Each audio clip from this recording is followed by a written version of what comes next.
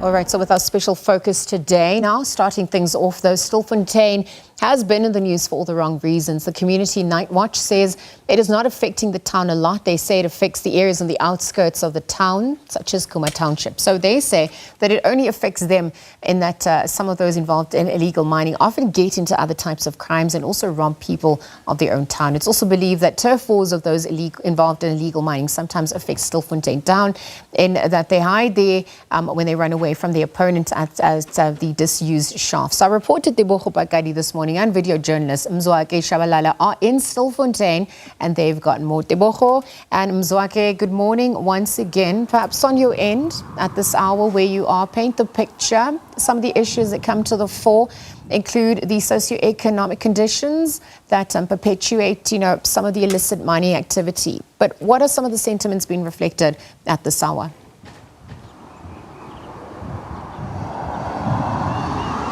Good morning to you and of course to the viewers. We are coming to you from Stilfontein. We are just in front of the Stilfontein police station, shaft 11, where we saw the retrieval operation taking place. It's about 11 kilometers from where we are now. Let me go back to yesterday. We spoke to Khuma residents. Khuma is about 5 kilometers from Stilfontein.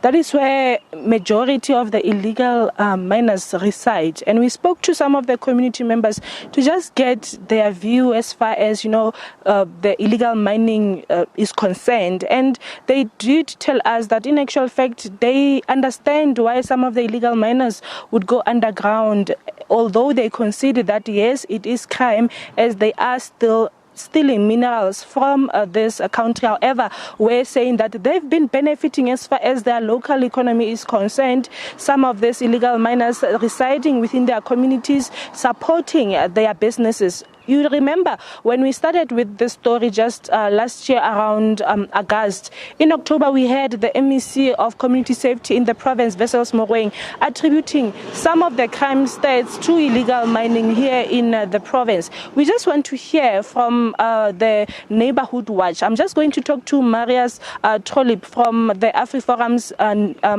Neighborhood Watch to hear from them as far as the pattern regarding crime is concerned. What are the numbers saying? What is the pattern? Would they also attribute crime to illegal mining, as we've heard from community members of Stilfontein that for them that is actually not the case? Marius, thank you so much for your time. Just first give us a pattern as far as crime is concerned here in Stilfontein.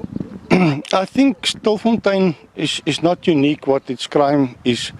The crime that basically occur mostly is theft, assaults, assault GBH, robberies, house robberies, often theft of motor vehicle, and then also theft of copper cable. That used to be a huge problem.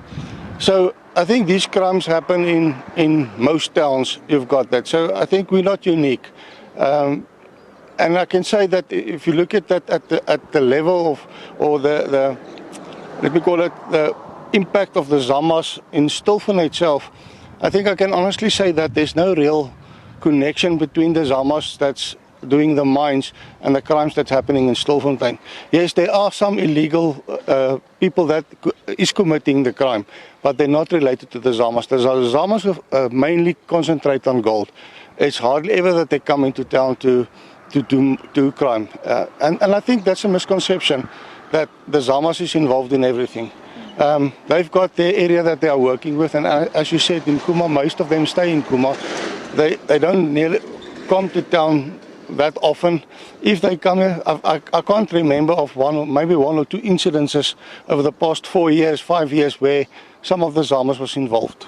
Thank you so much. That is Marius Trolip from the AfriForum's Neighborhood Watch, saying although it is registered that illegal mining is crime in South Africa, they do not see any connection of crime that is committed in Stilfontein to illegal mining, with community members from Khuma as well saying they are benefiting from illegal mining. Therefore, government must ensure that they formalize small-scale mining. For now, back to you in studio.